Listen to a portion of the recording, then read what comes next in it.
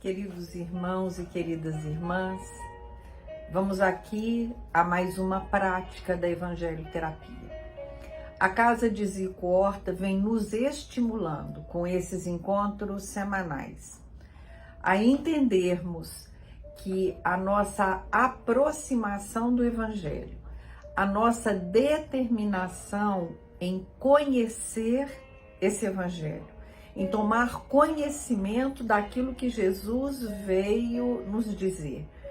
No momento em que nós paramos para meditar sobre esses ensinamentos, a fazer reflexões sobre os ensinamentos do Mestre e sobre dentro da vida que nós estamos levando, né? Então nós podemos meditar e devemos meditar sobre tais ensinamentos e sentir o quão importante é a presença do Cristo e a prática desses ensinamentos na minha vida. Quando eu sinto a importância e a diferença que isso faz, eu estou pronta para viver. Então, eu estou aqui repetindo 4 verbos, que é conhecer, meditar, sentir e viver. O Evangelho, as verdades trazidas pelo nosso irmão maior Jesus e que aqui chegam às nossas mãos através do Evangelho segundo o Espiritismo. Então essa é uma proposta do Evangelho Redivivo, que a FEB vem de uma forma muito doce e fácil de entendermos. Quem quiser se interessar, é só buscar no site da Federação Espírita Brasileira esse caminho. Qual é o caminho que eu preciso fazer para vivenciar os ensinamentos do Mestre Jesus? E a Evangelho-Terapia, no nosso entendimento, é uma ferramenta para que pratiquemos isso. Então vamos orar. A oração me aproxima do Mestre Jesus, a oração me leva ao encontro do Mestre Jesus e a oração propicia a aproximação dos amigos espirituais do meu campo vibratório. Então, quando eu oro, eu melhoro a psicosfera da minha casa, da minha ambiência, e eu vou expandindo essa melhora, chegando até mesmo melhorar a psicosfera do planeta que eu habito. Então, que possamos nesse instante elevar o nosso pensamento a Deus, agradecer a esse Pai de amor e bondade por essa oportunidade bendita de estarmos aqui juntos para mais uma vez buscar os conhecimentos que vão nortear, que vão balizar a nossa caminhada nessa existência. Zico Horta e todos aqueles que com ele laboram no mundo espiritual, a nossa gratidão. E que Jesus seja sempre o nosso guia, nosso modelo e nosso mestre. Capítulo 27. Pedi e obtereis. Item 15. O poder da prece está no pensamento. Esse item 15 é uma explanação que Kardec faz sobre a ação da prece e a transmissão de pensamentos. Então vamos lê-lo. Diz assim o item 15. O poder da prece está no pensamento. Não depende de palavras, nem de lugar, nem do momento em que seja feita.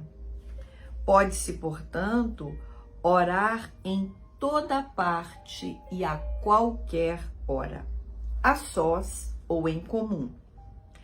A influência do lugar e do tempo só se faz sentir nas circunstâncias que favoreçam o recolhimento. A prece em comum tem ação mais poderosa quando todos os que oram se associam de coração ao mesmo pensamento e têm o mesmo objetivo. É como se muitos clamassem juntos e em uníssono. Mas que importa reunir-se grande número de pessoas se cada um atua isoladamente e por conta própria? 100 pessoas reunidas podem orar como egoístas, enquanto 2 ou 3, ligadas por uma mesma aspiração, oram como verdadeiros irmãos em Deus, de sorte que a prece que dirijam a Deus terá mais força do que a das 100 outras.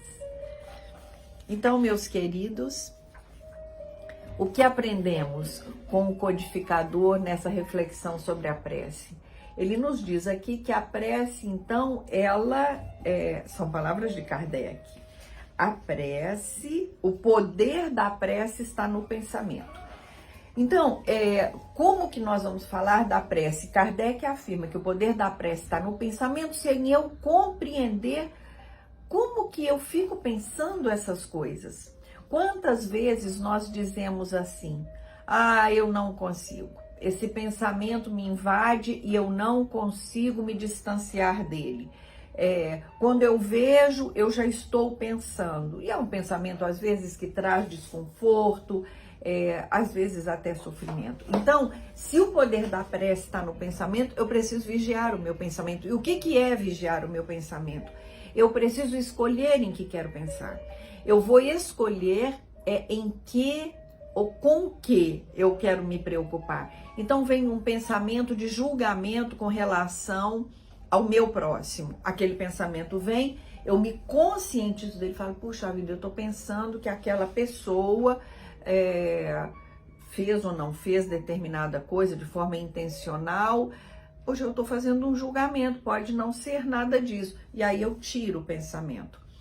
Eu, Valdeia, costumo dizer que o pensamento, eu entendo que o pensamento é como uma roupa, que eu escolho se eu quero colocar ou não. Eu escolho se eu quero usar ou não. E se está desconfortável para mim, eu tiro. Então eu preciso entender que o pensamento desconfortável é aquele em que eu me ocupo do outro, em que eu julgo o outro. O pensamento desconfortável é aquele que me distancia das leis divinas, da lei do amor, da lei da caridade. Então, antes que eu faça uma prece, antes que eu convide alguém para orar comigo por algo que está me afligindo, ou para que a minha prece junto do meu irmão alivie a dor que ele está sentindo, eu preciso me perguntar, mas em que eu estou pensando? Por que eu estou pensando isso? E aí eu me vejo, então, ocupada e julgando o que é do outro pertence a ele, já nos disse o mestre. Então, a prece, ela vai ter a força do meu pensamento. É muito comum que às vezes as pessoas, ou nós mesmos, nos dirigimos a algumas pessoas dizendo, por favor, faz uma prece para mim, pede por mim, como se aquela pessoa fosse mais digna de pedir do que eu mesma. E para que eu me torne digna de pedir, eu preciso estar atenta aos meus pensamentos. Então eu preciso ter pensamentos amorosos, fraternos, de perdão, de desejo de crescer espiritualmente, de entendimento que as dificuldades não são castigos, que a vida me dá mais oportunidades para que eu olhe para a vida com um olhar diferente. Então, meus queridos e minhas queridas, vamos aproveitar essa reflexão que a Evangelho Terapia nos trouxe e vamos observar que tipo de pensamento que eu formato. Quais são os pensamentos que me visitam? Quais são os pensamentos que eu permito que venham me visitar? E aí, eu sou responsável pelos meus pensamentos. E depois que eu me torno responsável por eles, eu tomo conta. Eu deixo ou não que eles permaneçam na minha mente.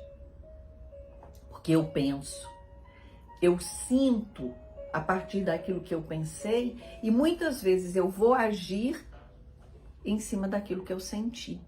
Então, como se houvesse, não há essa sequência. Eu sinto, eu primeiro penso, sinto e faço. E não me dou conta de que muitas vezes aquilo que eu penso é resultado daquilo que eu sinto. Então, o pensamento, ele me desperta. Mas por que eu estou pensando isso? Vamos nos fazer essa pergunta. Por que eu penso isso? Por que eu estou pensando assim?